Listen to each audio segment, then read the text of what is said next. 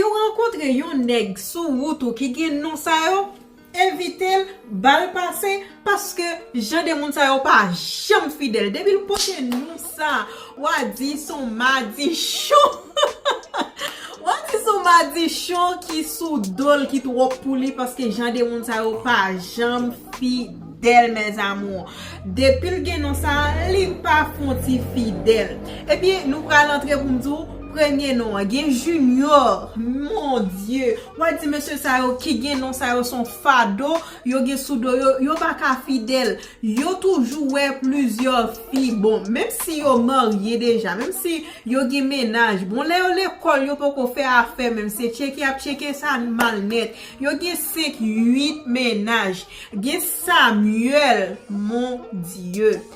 Garçon qui gen non Samuel pas jamais fidèle. Nous gagnons